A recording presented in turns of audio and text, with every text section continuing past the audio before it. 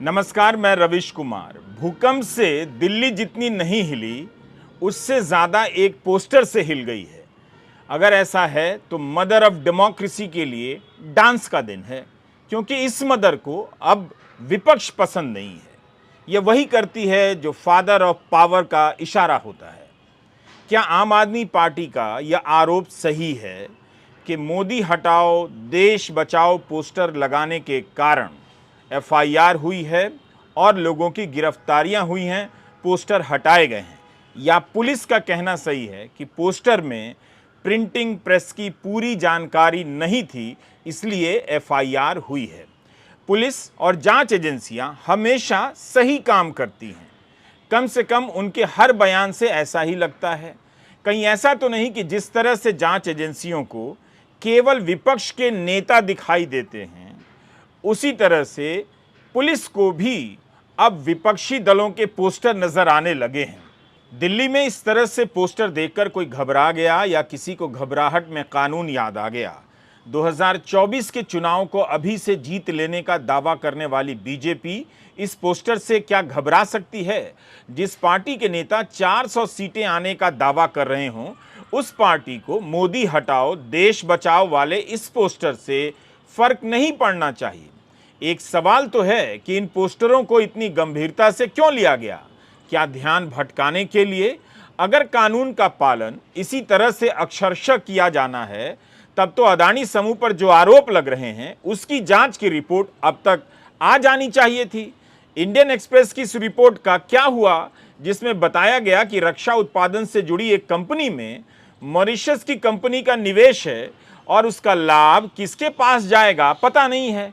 क्या अब विपक्ष के आरोपों को मान लिया जाए कि इन सवालों से भटकाने के लिए पोस्टर उतारे जा रहे हैं, या यह कह दिया जाएगा कि देश बचाना है इसलिए मोदी हटाने के पोस्टर को हटाना है? इस पोस्टर में ऐसा क्या है कि दिल्ली पुलिस इतनी सक्रिय हो गई और 100 से अधिक एफआईआर? वायर ने लिखा है कि 2000 से अधिक पोस्टर हटाए गए हैं, अन्य 2000 जब्त किए गए हैं। 2 प्रिंटिंग प्रेस को 50,000 पोस्टर छापने के ऑर्डर दिए गए थे। इस मामले में कई लोगों को गिरफ्तार किया गया है, जिसमें 2 प्रिंटिंग प्रेस के मालिक भी हैं। मोदी हटाओ और देश बचाओ इस तरह के नारे तो आए दिन लगते रहते हैं, हर दल के खिलाफ लगते हैं। केजरीवाल हटाओ दिल्ली बचाओ या कांग्रेस हटाओ देश बचाओ। हैरानी तो ये होती है कि गोदी मीडिया इस समाचार में आपत्तिजनक शब्द जोड़ता है कि आपत्तिजनक पोस्टर लगाए जाने के कारण इतने लोगों की गिरफ्तारी हुई है। मोदी हटाओ देश बचाओ का पोस्टर लगाने से किसी को आपत्ति हो सकती है, बीजेपी को आपत्ति हो सकती है, मगर ऐसे पोस्टर में आपत्तिजनक क्या है? सिर्फ 2 पंक्तियां लिखी हुई हैं, ना तो कोई तस्वीर है, ना कोई भद्दी तस्वीर है, ना ही अश्लीलता का नजारा उसमें मिलता है, केवल 2 पंक्तियां हैं। इस तरह के पोस्टर से आपत्ति हो सकती है, मगर इस तरह के पोस्टर में आपत्तिजनक क्या है? क्या मीडिया कभी इस बात को जनता के सामने रखेगा? आम आदमी पार्टी और उसके समर्थक ट्विटर पर इस पोस्टर को फैलाने में लग गए। हर दूसरे की टाइमलाइन पर लाल रंग का पोस्टर दिख रहा है, जिस पर मोदी हटाओ देश बचाओ लिखा है। बीजेपी को आज कांग्रेस मुक्त भारत, कांग्रेस हटाओ देश बचाओ का नारा याद दिलाया जा रहा है। आम आदमी पार्टी ने ट्विटर पर पार्टी के हैंडल से एक वीडियो ट्वीट किया। इसमें पोस्टर को देखा जा सकता है। लिखा है, खुद को 56 इंच बताने वाला 56 इंच के पोस्टर से डर गया। हैशटैग मोदी हटाओ देश बचाओ आपने ट्वीट भी किया है। मोदी सरकार की तानाशाही चरम पर है। इस पोस्टर में ऐसा क्या आपत्तिजनक है जो इसे लगाने पर मोदी जी ने 100 एफआईआर कर दी? पीएम मोदी, आपको शायद पता नहीं, पर भारत एक लोकतांत्रिक देश है। एक पोस्टर से इतना डर क्यों? आरजेडी के ट्विटर हैंडल ने ट्वीट किया है, देश बचाओ मोडानी हटाओ। मोदी और अदानी को मिलाकर मोडानी लिखा जा रहा है। दिल्ली पुलिस के स्पेशल सीपी ने मीडिया से कहा है कि इन पोस्टर में प्रिंटिंग डिटेल्स नहीं है। नवभारत टाइम्स ने लिखा है कि प्रिंटिंग प्रेस एक्ट और प्रॉपर्टी एक्ट के तहत एफआईआर दर्ज हुई है। आम आदमी पार्टी के दफ्तर से निकली गाड़ी से कई ऐसे पोस्टर बरामद किए गए हैं, लेकिन यही पोस्टर अब आप नेता ट्विटर पर भी डाल रहे हैं।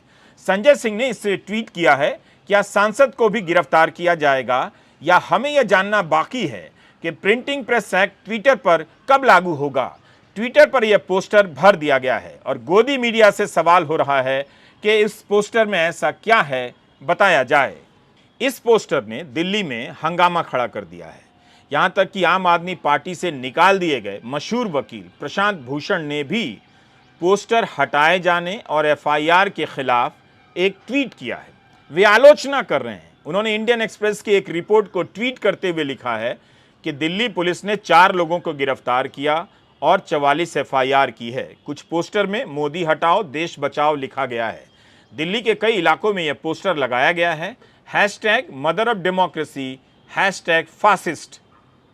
अब तो 100 से अधिक एफआईआर हो गई है। 21 तारीख की रात दिल्ली में भयंकर भूकंप के झटके आए। कायदे से आज भूकंप की स्थिति में बचाव की तैयारियों पर बात होनी चाहिए थी। इसका विश्लेषण किया जाना चाहिए था कि दिल्ली और आसपास के इलाके में कितनी ऐसी बहुमंजिला इमारतें हैं जिन्हें भूकंप रोधी नहीं बनाया जा सका है। लेकिन इसकी जगह इस तरह से कार्रवाई होती है कि सारी बहस कभी ईडी की जांच तो कभी पोस्टर उखाड़े जाने और गिरफ्तार करने की राजनीति में उलझ जाती है। मदर ऑफ डेमोक्रेसी के नाम पर फादर ऑफ पावर ने कुछ ज्यादा तो नहीं कर दिया है, लेकिन फादर ऑफ पावर हैं कौन? नाम मत लीजिएगा वरना पता चला कि आप जेल भेज दिए गए हैं। अगर देश के प्रधानमंत्री को लगता है कि अगर कोई आवाज न उठे इसलिए विपक्ष की आवाज को ही खत्म कर दो, पूरे देश के अंदर चौतरफा हर तरह से लोकतांत्रिक आवाज के दमन की प्रक्रिया चल रही है। ऐसे में एक 100 बार नहीं 1000 एफआईआर आप करवा लीजिए। कल से जंतर मंतर पे मोदी हटाओ देश बचाओ का नारा गूंजेगा और ये पूरे देश में जाएगा। आपको जितनी एफआईआर करानी है, जितने आपके मुकदमे करने हैं, जितनी गिरफ्तारी करना है, आप करवा लीजिए। लेकिन अब देश आपकी तानाशाही को बर्दाश्त करने को तैयार नहीं है। अब सारी हदें पार हो चुकी हैं। अब कोई उम्मीद नहीं बची है कि आप सुधार करेंगे। कांग्रेस भी इस पोस्टर युद्ध में कूद गई है। पार्टी ने ट्वीट किया है कि माननीय प्रधानमंत्री श्री नरेंद्र मोदी जी के खिलाफ ये आपत्तिजनक पोस्टर लगाए गए। पोस्टर लगाने की वजह से कई लोग गिरफ्तार हैं। कृपया ऐसे पोस्टर न लगाएं, जनहित में जारी। कभी पोस्टर को लेकर तो कभी ट्वीट को लेकर राजनीतिक दल एक दूसरे से भिड़ जा रहे हैं। पहली बार नहीं हुआ है जब पोस्टर लगाने पर गिरफ्तारियां हुई हैं। यह तो दिल्ली वालों को तय करना है कि इन सब का असर क्या हो रहा है। क्या इसका असर यह हो रहा है कि दिल्ली में सारे पोस्टर नियम कानून के तहत ही लगाए जा रहे हैं? जैसे 5 मार्च की यह खबर देखिए। मनीष सिसोदिया के समर्थन में पोस्टर लगाने पर दिल्ली सरकार के स्कूल मैनेजमेंट कमेटी एसएमसी की कन्वेनर के खिलाफ मामला दर्ज हो गया। दिल्ली सरकार के एक स्कूल के मुख्य द्वार पर पोस्टर लगा था। एक वरिष्ठ पुलिस अधिकारी ने कहा कि शास्त्री पार्क पुलिस स्टेशन में दिल्ली सार्वजनिक संपत्ति विरूपण अधिनियम की धारा 3 के तहत एफआईआर दर्ज की गई है। एफआईआर में कहा गया है कि प्रिंसिपल जो स्कूल भवन की प्रभारी हैं, उन्होंने स्कूल से डेस्क प्रदान किए जिनका इस्तेमाल सिसोदिया के प्रति समर्थन दिखाने वाले पोस्टर लगाने के लिए किया गया। भाजपा ने गुरुवार को दावा किया कि दिल्ली सरकार ने गिरफ्तार नेता के समर्थन में रैली करने के लिए सरकारी स्कूलों में I love Manish Sisodia desk की स्थापना की है, जिसे आप सरकार ने खारिज कर दिया। मैंने ये हिस्सा मीडिया की रिपोर्ट से पढ़ा है। 2021 की एक बात बताता हूं। जब दिल्ली में पोस्टर लगा दिए गए, मोदी जी हमारे बच्चों की वैक्सीन विदेश क्यों भेज दिए गए, तब कई लोगों को गिरफ्तार कर लिया गया। मीडिया रिपोर्ट के अनुसार उनमें ऑटो चालक थे, दिहाड़ी मजदूर थे। ऐसे लोग गिरफ्तार किए गए। उसी समय गोवा से अखबारों में खबर छप रही थी कि गोवा मेडिकल कॉलेज में कथित रूप से ऑक्सीजन की कमी के कारण 80 से अधिक लोग मर गए। इसके लिए कोई गिरफ्तार नहीं हुआ, मगर दिल्ली में पोस्टर लगाने के जुर्म में उस वक्त 25 लोगों को जेल भेज दिया गया। तब दिल्ली पुलिस ने 25 एफआईआर की थी। उस साल इंडियन एक्सप्रेस में गिरफ्तार हुए लोगों का पूरा ब्यौरा छपा था। जिन्हें साल भर से काम नहीं मिला, वही लोग थे जिन्होंने कुछ पैसे के कारण पोस्टर लगाने का काम स्वीकार किया था और जेल भेज दिए गए। माना जा रहा था कि ये पोस्टर आम आदमी पार्टी की तरफ से लगाए गए हैं, लेकिन जब तक आम आदमी पार्टी सक्रिय होती, कांग्रेस के तमाम नेताओं ने इसे ट्वीट करना शुरू कर दिया और चुनौती देने लगे कि हमें भी गिरफ्तार करो। राहुल गांधी, प्रियंका गांधी, जयराम रमेश और पवन खेड़ा ने भी ट्वीट किया और बयान दिया। कई नेताओं ने इस पोस्टर को अपनी प्रोफाइल पिक्चर बना ली। बहुत सारे आम नागरिकों और अन्य पार्टियों ने भी इसे ट्वीट किया कि हमें भी गिरफ्तार कर लो। उस समय आम आदमी पार्टी ने विदेशों में टीका भेजने को लेकर सवाल उठाए थे और प्रधानमंत्री को पत्र तक लिख दिया था। दूसरे दल भी यही सवाल करने लगे थे। तो आपको एक पूरा पैटर्न नजर आ रहा है। हमने पुरानी खबरों को खंगाला कि क्या वाकई पुलिस ने कानून के तहत इन पोस्टरों को उखाड़ा है, पोस्टर लगाने वालों के खिलाफ कार्रवाई की है। 10 मार्च 2023 की द हिंदू में एक रिपोर्ट छपी है। दिल्ली में कानून लागू है, Delhi prevention of defacement of property act 2007। Hindu के लिए समृद्धि तिवारी ने अपनी रिपोर्ट में लिखा है कि इसके तहत 2020 से राजधानी दिल्ली में 1400 मामले दर्ज किए गए हैं। 940 लोगों को पोस्टर लगाकर सार्वजनिक संपत्तियों को गंदा करने के कथित आरोप में गिरफ्तार किया गया। 2020 में 583 ऐसे केस दर्ज हुए, 477 लोग गिरफ्तार हुए, जबकि 2021 में 87 मामले दर्ज हुए और 60 लोग गिरफ्तार हुए। 2022 में 798 मामले दर्ज हुए, 392 लोग गिरफ्तार हुए और इस साल फरवरी तक 10 ऐसे मामले दर्ज हो चुके हैं और 11 लोगों को गिरफ्तार किया जा चुका है। इस मामले में 50,000 का जुर्माना और 1 साल तक की जेल की सजा का प्रावधान है। जब आप आज की खबरों को पीछे की खबरों से मिलाकर देखेंगे तब पैटर्न आपको समझ में आ जाएगा कि जब आप नहीं देख रहे थे तो क्या कुछ हो गया और जब आप अब भी नहीं देख रहे हैं तो क्या कुछ होता जा रहा है। तो दिल्ली पुलिस पोस्टर लगाने के मामले में केस दर्ज करती रहती है और गिरफ्तार भी करती रहती है। अब यह देखना होगा कि ये पोस्टर क्या थे। जिसकी रिपोर्ट हिंदू अखबार में छपी है उसकी बात कर रहा हूं। किसने बनाए थे, उन पोस्टर में किसकी आलोचना की गई थी, क्या विरोधी दल के लोग ज्यादातर गिरफ्तार हुए या बीजेपी के नेताओं के खिलाफ भी पोस्टर लगाने को लेकर कार्रवाई हुई थी। दिल्ली पुलिस को इस मामले में विस्तार से जानकारी देनी चाहिए। आंकड़ों से इस तरह के बारीक डिटेल का पता नहीं चलता है। दिल्ली में होली, दिवाली से लेकर तमाम पर्वों पर पोस्टर दिख जाते हैं। हर दल के ही होते हैं, लेकिन क्या बीजेपी के नेताओं के पोस्टर नियमों के अनुसार लगाए जाते हैं? पुलिस को बताना चाहिए कि इन सब पोस्टरों के लगाने में किसी नियम का उल्लंघन तो नहीं हुआ, ताकि किसी को कोई संदेह न रहे। क्या ये सभी पोस्टर तय स्थान पर ही लगाए गए हैं? इन सवालों के जवाब बहुत जरूरी हैं, ताकि यह धारणा मजबूत ना हो कि बीजेपी को कहीं भी पोस्टर लगाने की छूट है मगर विपक्ष को नहीं है। पोस्टर हटाना विपक्ष को निशाना बनाने का बहाना नहीं होना चाहिए। दिल्ली पुलिस का कहना है कि प्रिंटिंग प्रेस कानून के उल्लंघन के कारण मामले दर्ज किए गए हैं। तब ऐसे में उसकी जवाबदेही और बढ़ जाती है कि वह बताए कि बीजेपी भी इस कानून से ऊपर नहीं है। 28 सितंबर 2012 को फरीदाबाद में कांग्रेस हटाओ देश बचाओ रैली हुई। इस रैली में तब नरेंद्र मोदी, लाल कृष्ण आडवाणी और राजनाथ सिंह भी शामिल हुए। तब तो होर्डिंग पोस्टर सब लगे। आज सोशल मीडिया पर बीजेपी का पुराना ट्वीट साझा किया जा रहा है। जब पार्टी ट्वीट किया करती थी कांग्रेस हटाओ देश बचाओ, उम्मीद है बीजेपी को इससे ऐतराज नहीं होगा कि पोस्टर में मोदी हटाओ देश बचाओ लिखा है। केवल इसी से ऐतराज होगा कि प्रिंटर का नाम नहीं लिखा है। बीजेपी के प्रवक्ता हरीश खुराना का कहना है कि बिना नाम के पोस्टर लगाते हैं और जब पकड़े जाते हैं तब चिल्लाते हैं लोकतंत्र खतरे में है। अगर ऐसा है तब आम आदमी पार्टी को बताना चाहिए कि उसने बिना नाम वाले पोस्टर क्यों लगाए। आम आदमी पार्टी को अब नाम के साथ, प्रिंटर के डिटेल के साथ नए पोस्टर लगाने चाहिए, ताकि पुलिस कार्रवाई ना करे और बीजेपी के लोगों को भी उदार होने का मौका मिले। मोदी हटाओ देश बचाओ टाइप के पोस्टर को स्वीकार करने का मौका मिले और नजरअंदाज करने का मौका मिले। भाजपा दिल्ली प्रवक्ता हरीश खुराना ने भी ऐसा करने की चुनौती दी है। अगर हिम्मत है ना तो पोस्टर में अपना नाम लिखो और बताओ जनता को कि आम आदमी पार्टी पोस्टर लगा रही है और नरेंद्र मोदी को गाली दे रही है। क्योंकि आपको मालूम है अगर आप मोदी जी को गाली देंगे तो आप जनता इसको बर्दाश्त नहीं करेगी, इसलिए आपने नाम ही नहीं डाला। हिम्मत है नाम डालिए, और कानून अपना काम कर रहा है उसको करने दीजिए, बेचारा पॉलिटिक्स करने की कोशिश मत कीजिए।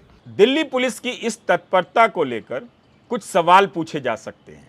जनवरी 2020 में जेएनयू के साबरमती हॉस्टल में गुंडे घुस आए, मारपीट करने लगे, लड़कियों को मारा। इस मामले में जिनके नाम आए, जिनकी तस्वीरें छपीं, क्या उन्हें सज़ा मिली है? क्या इनके पकड़े जाने से उस समय की छात्राओं को न्याय नहीं मिलता? हॉस्टल में गुंडागर्दी करने वालों को सज़ा आज तक क्यों नहीं मिली है? इंडियन एक्सप्रेस में महेंद्र सिंह मनराल, जिज्ञासा सिन्हा की एक रिपोर्ट छपी है। दिल्ली दंगों के दौरान एक वीडियो वायरल हुआ। 25 फरवरी 2020 को सामने आई इस वीडियो में 5 लड़कों का एक समूह सड़क पर जख्मी हालत में पड़ा था। इनके इर्द गिर्द पुलिस की वर्दी पहने कुछ जवान देखे जा सकते थे, जो बीच बीच में इन्हें लाठियों से मार रहे थे और राष्ट्रीय गान और वंदे मातरम गाने को कह रहे थे। अगले दिन पुलिस स्टेशन से रिहाई के बाद इनमें से एक फैजान की मृत्यु हो गई। पुलिस पर कथित रूप से हिंसा के आरोप लगे। 3 साल हो गए हैं, अभी तक किसी को सजा नहीं हुई है। ताज़ा रिपोर्ट यह है कि इस वीडियो की जब फोरेंसिक जांच हुई तो जिस पुलिस वाले पर आरोपी होने का शक जाहिर किया गया है, उसकी आवाज़ वीडियो में दिख रहे पुलिस वाले से नहीं मिलती है। सूत्रों के आधार पर लिखी इस खबर में कहा गया है कि अब इसकी एक और लैब से फोरेंसिक जांच कराई जाएगी। घटना के 3 साल बाद जांच का ये हाल है। उस वक्त 500 पुलिस वालों से पूछताछ की गई थी, जिसके बाद दिल्ली आर्म्ड पुलिस के एक हेड कांस्टेबल को संदिग्ध पाया गया था। इन सब प्रश्नों का बहुत महत्व है और संदर्भ है। राहुल गांधी ने जम्मू कश्मीर में 30 जनवरी को बलात्कार को लेकर एक बयान दिया। यात्रा की समाप्ति के 40 से 45 दिनों के बाद दिल्ली पुलिस उनके घर पहुंच गई कि डिटेल दीजिए, बताइए किस आधार पर बयान दिया है, हम पीड़िता को न्याय दिलाना चाहते हैं। Many people might be scared of the BJP, of Narendra Modi, of the RSS, of the police. I'm not scared of them. And it does not matter to me how much I am attacked, how many times the police is sent to my house, how many cases I have on me. It does not matter. I stand for the truth. That is the way I am. इन्हीं सब बातों से संदेह होता है कि जांच एजेंसियां और पुलिस एक तरफा कार्रवाई करने लगी हैं। अक्सर ऐसे मामलों में नियमों का सहारा ही लिया जाता है, लेकिन क्या इन्हीं नियमों से सत्ताधारी दल को छूट दी जा रही है? ये देखना आपका और बताना पुलिस और जांच एजेंसियों का काम है। जांच एजेंसियों पर तमाम आरोप लगे, मगर अभी तक कोई ठोस सफाई नहीं दी गई है। केवल यही बताया जाता है कि जांच में जो जानकारी आई है उसी के आधार पर हम कार्रवाई करते हैं। तो क्या बीजेपी के नेताओं के खिलाफ कभी कोई जानकारी ही नहीं मिलती कि आप कार्रवाई कर सकें? अखिलेश यादव, समाजवादी पार्टी के नेता, ने बयान दिया है कि उन्हें जेल भेजा जा सकता है। अब हालत ये हो गई है कि जल्दी ही विपक्ष के नेता ये कहने लगेंगे कि उन्हें जेल जाने से बचाने के लिए बीजेपी में जानबूझकर नहीं भेजा जा रहा है।